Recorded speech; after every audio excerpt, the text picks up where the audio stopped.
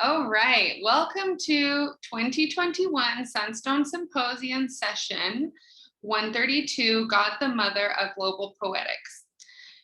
At Sunstone, we are making it a goal to build a community that allows many ways for people to express their faith. Our tagline is, there is more than one way to Mormon. We invite you to help us build a community where all paths are given space to be better understood.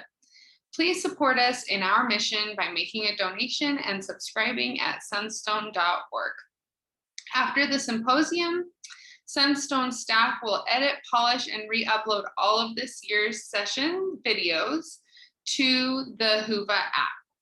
It will take about 2 weeks for everything to be available, but once it is, every video will be available to watch and rewatch in the Whova app until the end of 2021. Please type any questions in the Whova app to be addressed during the Q&A after the ending of the presentation. So about this presentation, the search for God the Mother and the desire to reconnect with the sacred feminine is not a uniquely Mormon urge. This session explores work from contemporary writers who are willing to midwife God the Mother into communal consciousness through poetry, drawing from a range of faith traditions and backgrounds: Jewish, Wiccan, Hindu, Native American, Catholic, and others. What can we learn from these writers and others that will broaden our approach and understanding of the divine feminine? And this is a little bit about our presenter, Dayna Patterson. She is the author of If Mother Braids a Waterfall from Signature Books, copyright 2020, and Titania in Yellow, Pork Belly Press, copyright 2019. She co-edited Dove Song, Heavenly Mother in Mormon Poetry, Peculiar Pages, 2018. Now I'll give the floor to our presenter. Thank you so much, Heidi. And thank you for being here, audience members. I really appreciate it. I'm going to read this paper, but I'm going to be sharing several poems throughout this reading, and I'll bring those up on my screen so that if you would like to be able to see it as I read it, that always helps me absorb poetry a little bit better, to both see it and hear it. For 4 years, I had the opportunity and privilege to work as one of 3 co-editors on Dove Song, Heavenly Mother in Mormon Poetry. It was the first anthology of its kind, bringing together historical and contemporary Mormon poetry, exploring God the Mother. As a co-editor, along with Tyler Chadwick and Martin Polito, I was deeply involved in the process of selecting which pieces to include and which to leave out. When the volume was published by Peculiar Pages in 2018, I was very pleased with the work we'd done. Kind words and positive reviews poured in, but of course, there was criticism too. In a review published in Dialogue, one particular comment stung. Gail Turley Houston writes, quote, "Is it quibbling to note that in this volume, Mother in Heaven is usually inferred as white and inordinately interested in Utah, that busy beehive that has forgotten its Queen Mother long since? The Mormon-centricness of, well, Mormonism, invading the exquisite territory of the divine, what can you do?" End quote. The comment stung because I realized as I read Houston's words, it was true. God, the Mother in Dove Song, is represented overwhelmingly as white, Mormon, Utah-focused.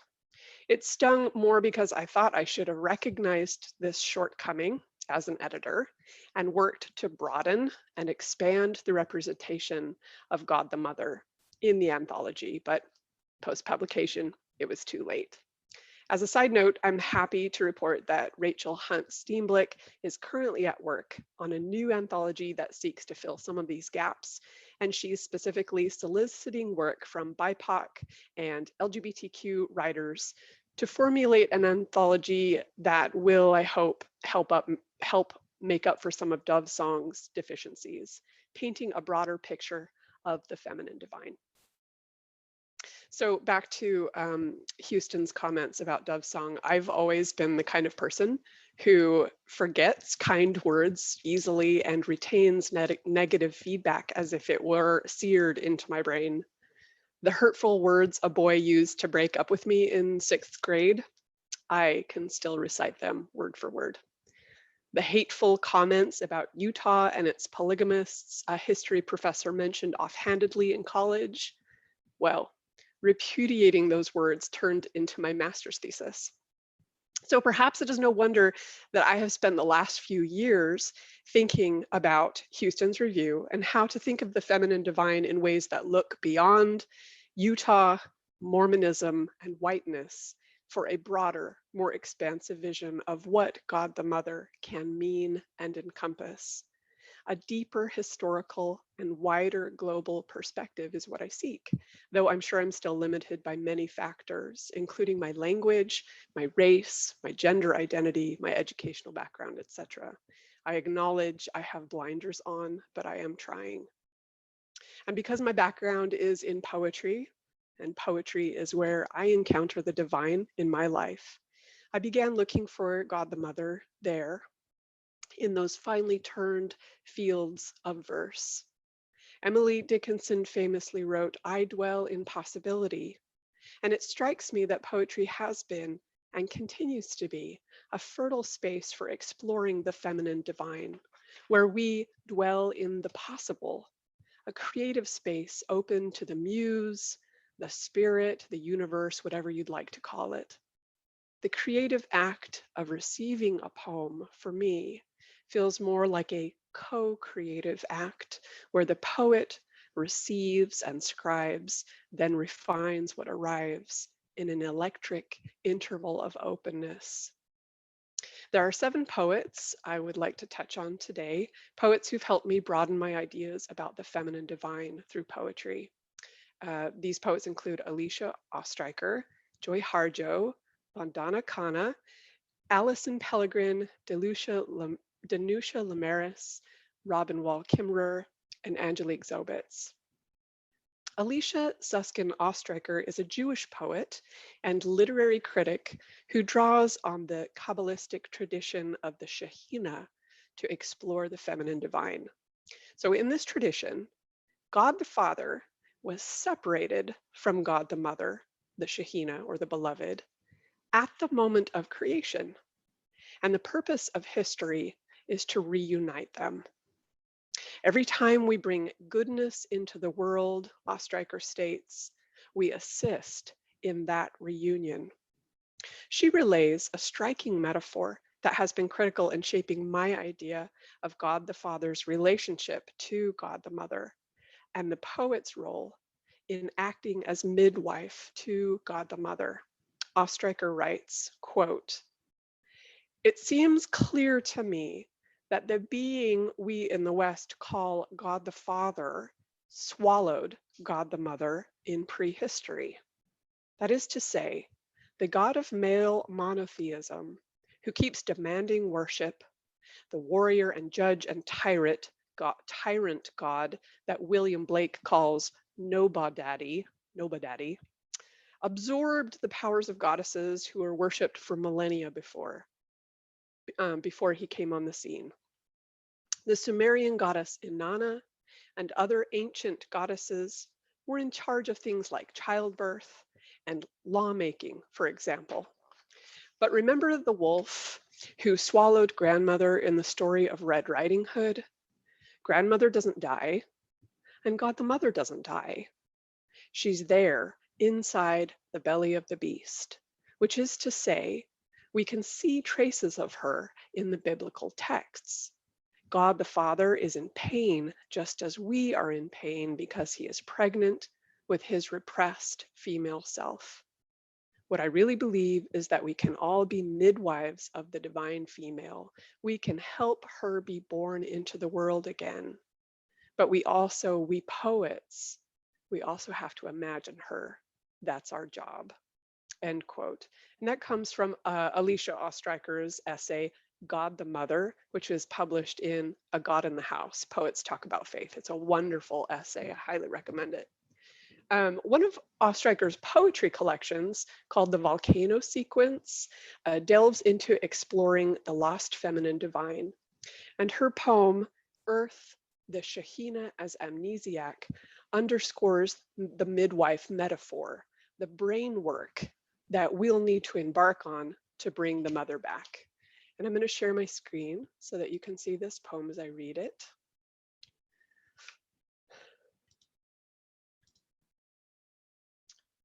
Earth, the Shekhinah as Amnesiac.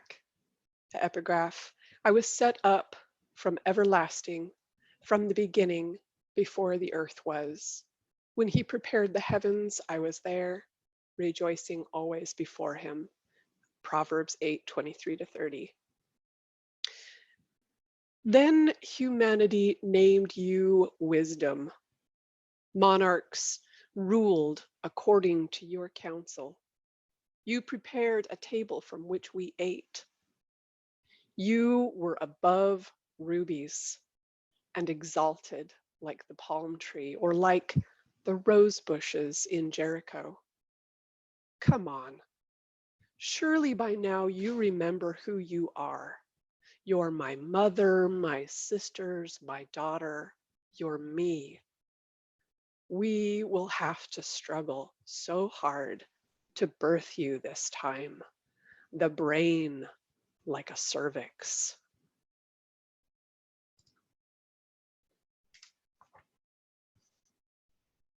Releasing God the Mother from God the Father's disgorged belly will require midwives, poets who are willing to put forth the needed mental, spiritual, and emotional labor to co-create God the Mother back into existence.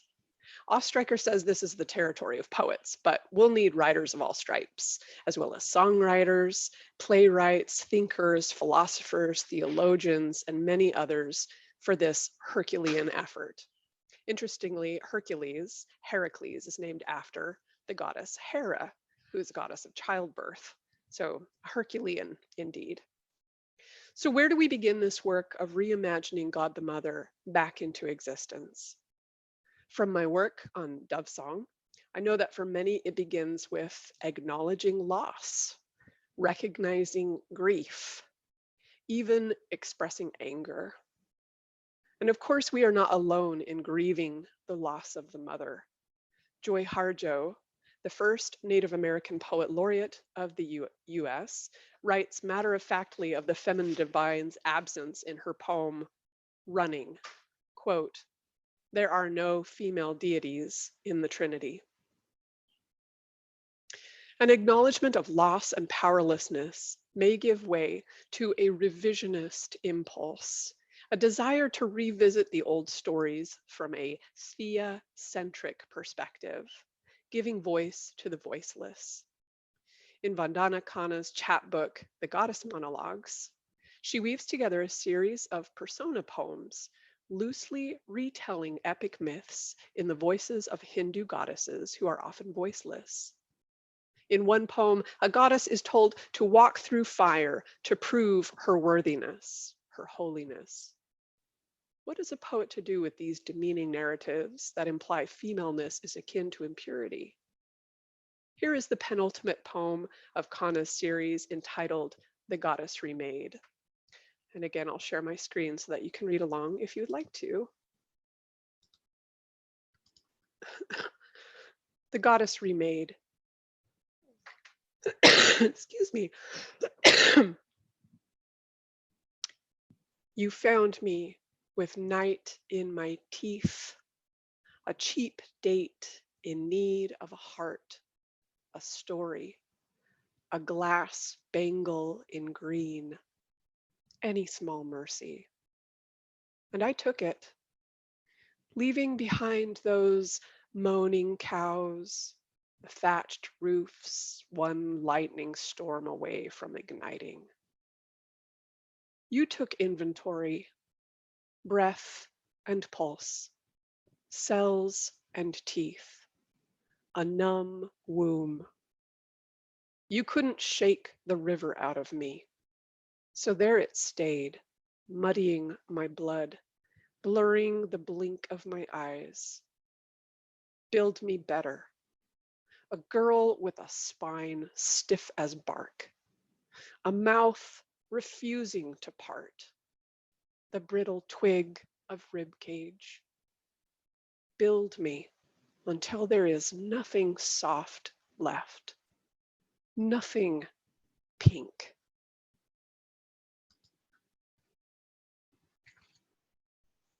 The speaker of the poem, a goddess with muddied blood, ends with a command to the reader to build me better, to take the goddess from the narrative she's trapped in and refashion her with a spine stiff as bark.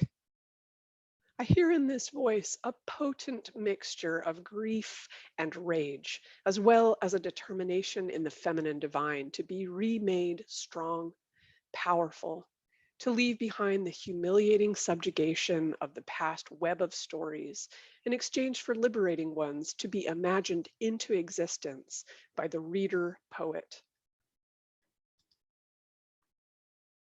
In Dove Song, a frequent move for poets is to reimagine creation, the Garden of Eden, and other shared narratives from the perspective of, or inserting as a vital agent, God the Mother. Kana makes me wonder, what other stories do we share that beg for revisiting and revision? One way that I've personally gone about this revision quest is to adopt the Catholic Our Lady tradition, applying the term to God the Mother in oratory poems that imagine her into situations and various spheres of influence. There are many poets writing Our Lady poems, but my chief role model has been the Louisianan poet Alison Pellegrin, whose chapbook, Our Lady of the Flood, absolutely electrified me. Here's Our Lady of the Flood. In Pellegrin's poems, she imagines a feminine divine figure who is there at the cleanup site after Hurricane Katrina. Here is the title poem. And again, I'll share my screen so you can read along if you'd like to. Our Lady of the Flood, Louisiana, August 2016. Lady, is that you? With a citronella halo, ghosting the mud milk waters with a laundry basket of kittens in one arm? You are no mythic Saint Medard, sheltered from rain beneath an eagle's wing, but a hands-on angel of the earthly kind, sweaty with a burden of buckets and bleach, sure-footed through labyrinths of debris. You take meals in church parking lots, thankful for whatever is served. Some saints are untouchable behind glass, but you ride in open boats with mildew on the hem of your gown. A calm commander of the Cajun Navy's fleet. Your devotees worship outside in a circle of ruined pews. No incense, but bug spray. Their voices a cappella because the music of the drowned piano is too sad to sing to. They remain faithful because you are the one constant, honored in front gardens and kitchen shrines. You with your shrimp boots and rubber gloves. Without flinching, you lead and they follow, walking on water to the safety of each other.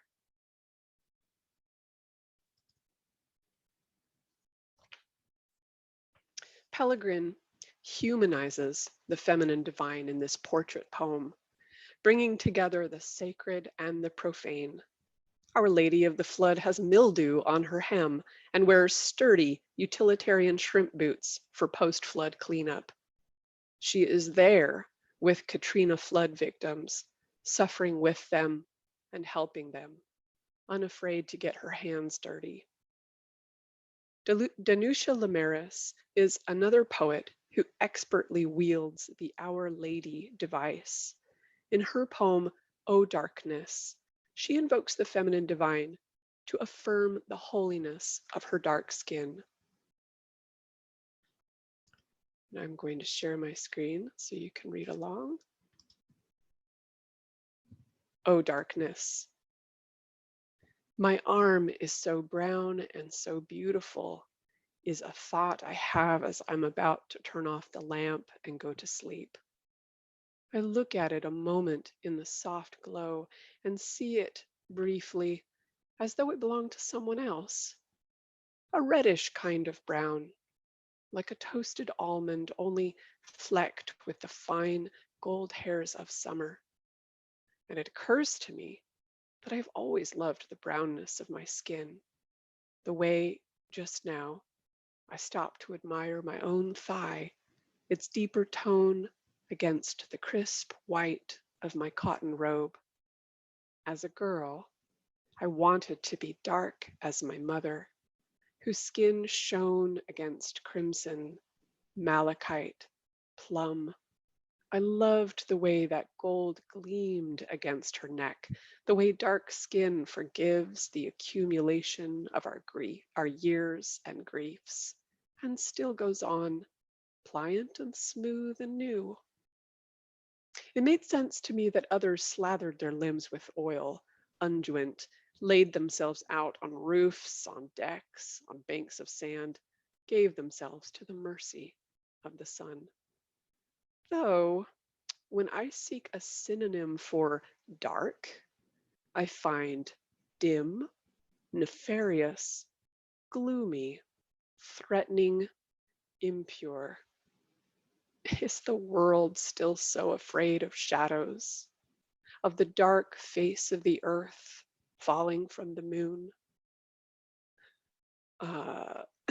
Excuse me, the dark earth from which we've sprung, to which we shall return. What we do not know lies in darkness, the way the unsayable rests at the back of the tongue. So let us sing of it, for the earth is a dark loam, and the night sky an unfathomable darkness. And it is darkness I now praise, the dark at the exact center of the eye, dark in the bell's small cave, the secret cavity of the nucleus, the quark. How hidden is the sacred, quickening in the dark, behind the visible world. O Yahweh, O Jehovah, henceforth I will name you Inkwell, ear of jaguar, skin of figs, black jade, Our Lady of onyx, that which I cannot fathom, in whose image I am made.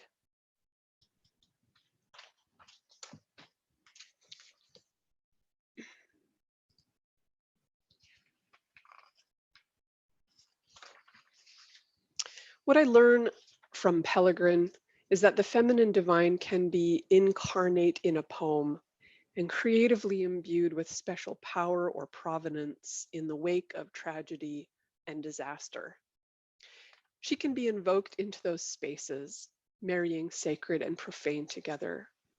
What I learned from Lemaris's Our Lady of Onyx, is that the divine, and the feminine divine in particular, can be invoked to proclaim holiness for the overlooked, the underrepresented, for those who are victims of discrimination.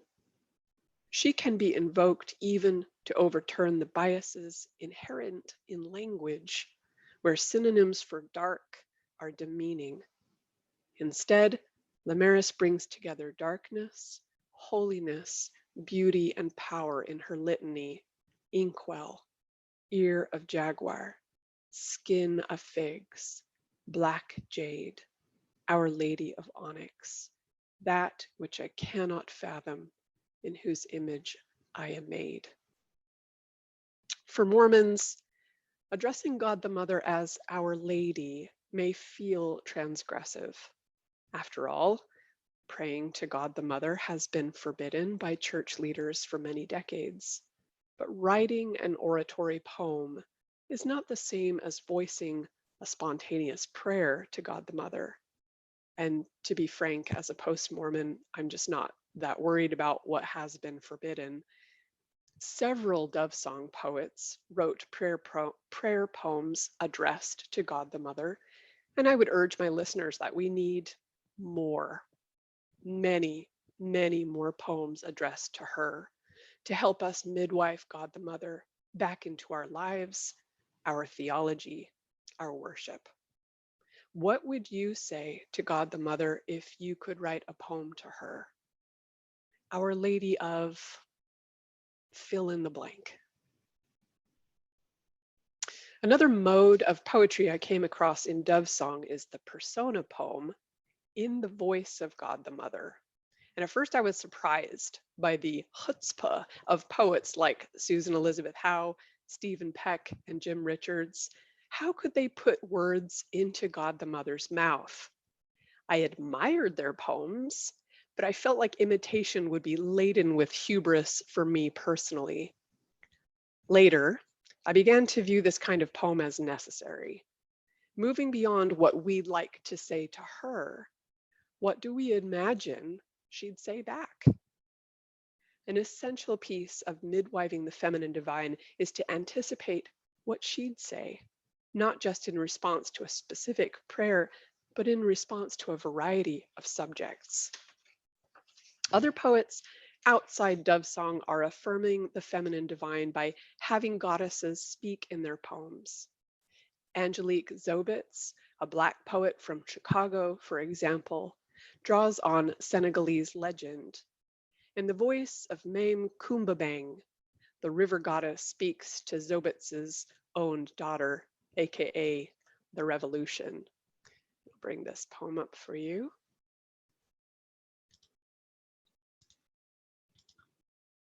Mame Kumbabang speaks to the Revolution. She was here before religion, before Islam, before Christianity. She was here.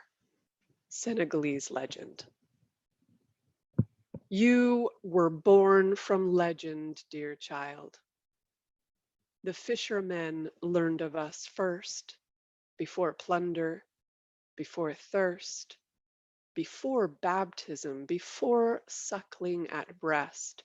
There was me, and you nestled in me. Formed first from salt and undertow in my watery womb, you a caviar in my fleshy belly, born in the sweet mouth of the river. You walked on water before men, you fish and loaves, called for offerings, given milk in droves. The sailors, travelers, foreigners learned to behave with gratitude, else risk drowning. There was no God with dominion that made us goddess, who choose what you will accept. Seek not oblivion or rest. Stop waking only to walk the night as deceptive and dangerous as the river ready to take more than you need.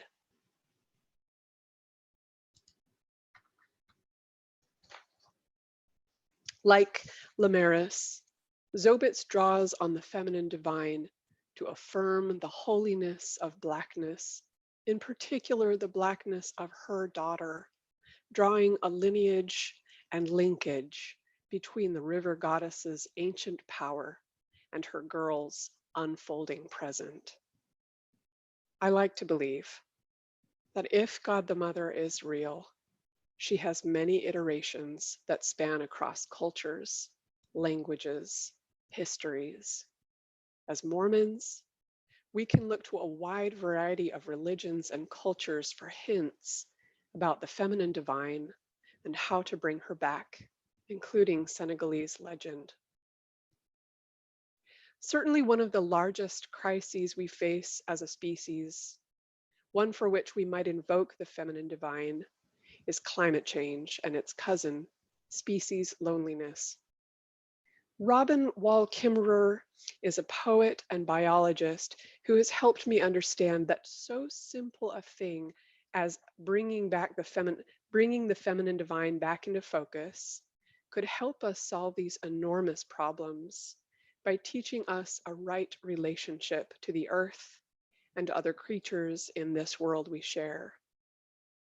In Braiding Sweetgrass, she retells the story of Sky Woman's fall from Sky World, how the geese swoop up to break her fall, how a turtle offers her a place to stand in the endless ocean that covers the world. She needs earth, and all the animals try to bring mud up from the bottom of the ocean.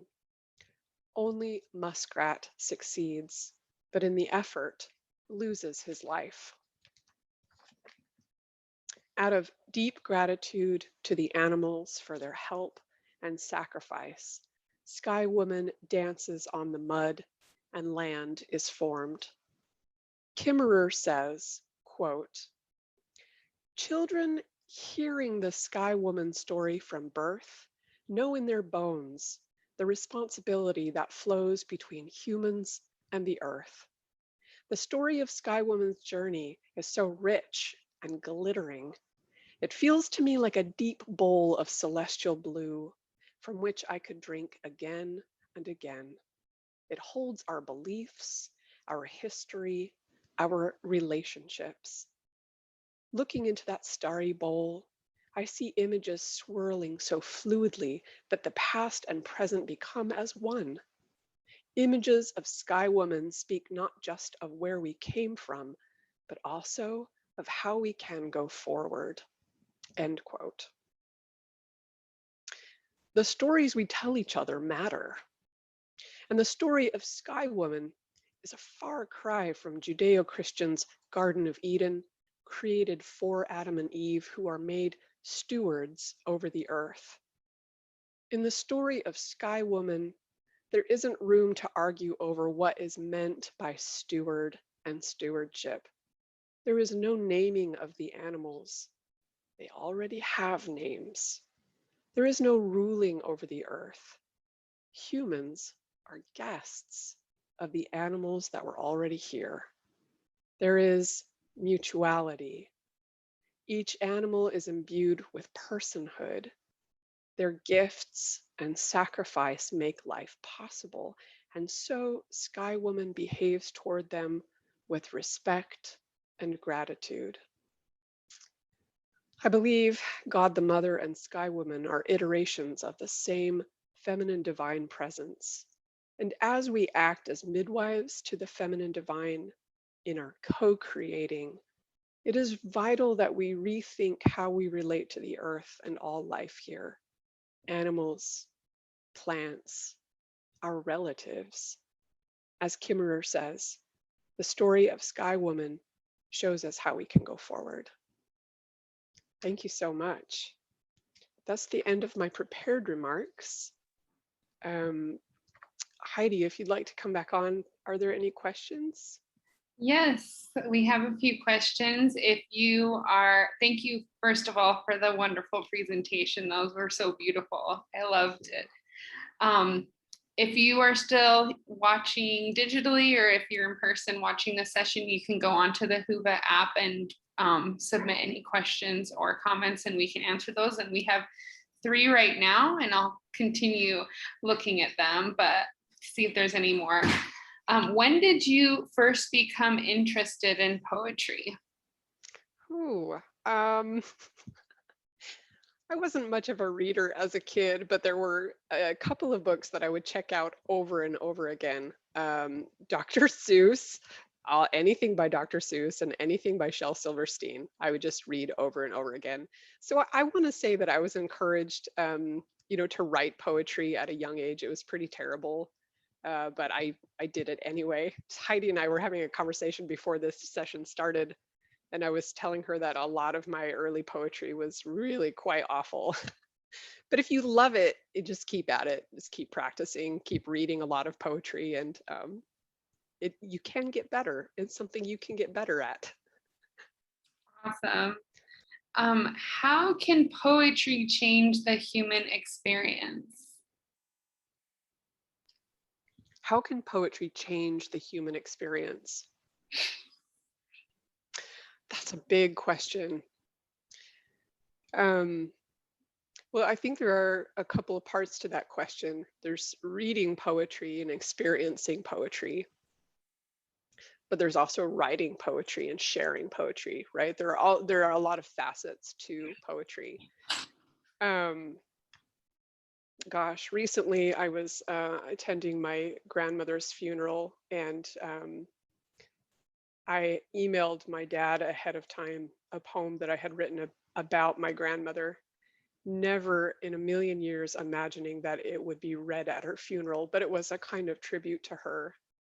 I think that in those big moments in life and marriages and deaths and births and occasions that we want to mark in some special way, we often rely on poetry to bring that kind of uh, gravitas and lyricism to the moment.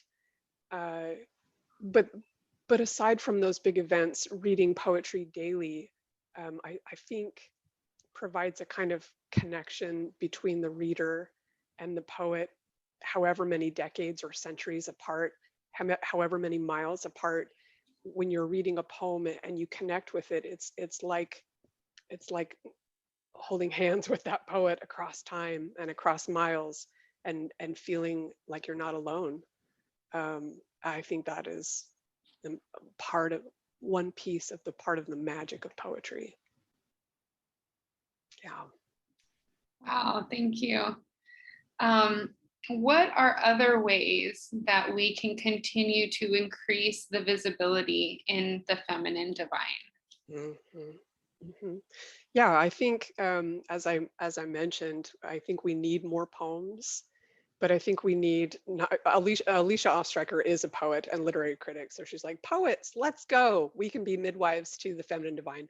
But in any realm where people are being creative and imagining, I think there is room to help bring the feminine divine back into our consciousness and our thoughts. So essays, fiction, short stories, songs, definitely are a kind of poem, but they linger super long, because then we've got the music in our minds as well. Maybe you don't have words, but you compose music. Maybe you compose a piece about the feminine divine. And then I love what we've got a lot of visual artists, not just within Mormonism, but around the world, who are doing wonderful things with visual art to help us think about the feminine divine. I really admire the work of Catherine Knight Sontag, who's a poet, and she's also, I would say she's a philosopher, a theologian, and she's doing a lot of thinking work and research work too, and writing about it and publishing it so that it's being shared with other people. Oh, there are many others that are helping. Because I'm a creatively leaning person, I think about the arts and humanities, but there are probably other ways, um, in the sciences, in architecture, in other spaces where we could be bringing the feminine divine back. I think that's a great question. We can all be stewing on. I just have my own personal question, if that's all right. Yeah. So I have been trying to learn and explore more about the divine feminine in my own spiritual journey, healing, and I have come to realize that when people bring up the divine feminine, they can be referring to multiple things, Yeah. like like a divine being that presents itself in a feminine way, often a mother figure, heavenly mother, God the Mother, Sophia, all of those. And in so many different iterations of religion. And then also the divine feminine is the inner qualities that we can come to embrace within us that contrast the masculine, like the yin and the yang, and how we tend to kind of lean towards the masculine in our patriarchal world and forget about the feminine divine within us. So how do you think that those connect to each other, and how we can kind of talk about both of them in religious spheres? Yeah. How does the masculine and the feminine connect to each Yeah, other? kind of like the yin and yang, kind of being like a whole person, that we all embody those masculine and feminine qualities in us. Yeah, absolutely. I listened to a wonderful podcast with Carolyn Pearson and Catherine Knight Sontag. They were interviewed by Dan Weatherspoon, and I'm forgetting at the moment the name of that podcast, but you probably have heard it before.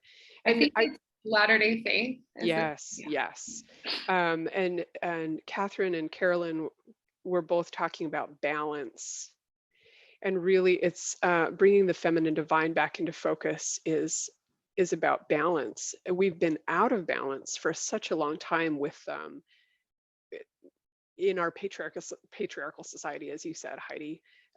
There's so much focus on the masculine and the patriarchal structure, and we've got, within Mormonism itself, we have God the Father and His Son Jesus Christ, and the Holy Ghost, who I remember being taught was also a masculine spirit, and that um, as a woman being raised in the Mormon Church, I didn't question that a lot until I reached my 30s, and then just wondered, why do we have this all male Godhead? Where is God the Mother? How does she fit into this structure? And then as I was reading, it's not just within Mormonism that we've noticed the patriarchal takeover of our religious spheres. Joy Harjo writes, "There are no females in the Trinity. Where are the women?" Within Catholicism and other religions. So I think it's a common struggle. It's noticed across religions and across cultures that we're missing the feminine divine. And I do think it's about balance and bringing that balance back to our worship. I mean, if you look at ancient religions, the Greeks, for example, there's this whole pantheon to choose from, many males and many females. And there was, I think you could argue that some of the males maybe were perhaps more powerful. Like Zeus has this role where he's philandering and he's able to go off and cheat on Hera and do this kind of despicable behavior. And that, does that weaken Hera? I don't know, but you've got more of a balance. And I think that our religious institutions nowadays have been out of balance for a long time, and it is, I think we're long past due bringing the feminine divine back into our hearts and minds and worship. And I also want to add that I see other poets and artists and writers and thinkers that have been doing this work for a long time. And Dove Song is definitely not like the first step in that at all, but it's a continuation of the work to bring the feminine divine back. Yeah, we need balance. Awesome. Yes, I wholeheartedly agree. That is all for our questions. So thank you so much again. What a beautiful session. We will go ahead and close. All right. Unless Thank you so much, have anything Heidi. else. Yeah. I don't. Yeah. Thank you so much for being here, and thank you for moderating, Heidi. I appreciate it. Oh, of course. Good luck on your My journey. pleasure. Thank you. Thanks. Bye-bye. Bye.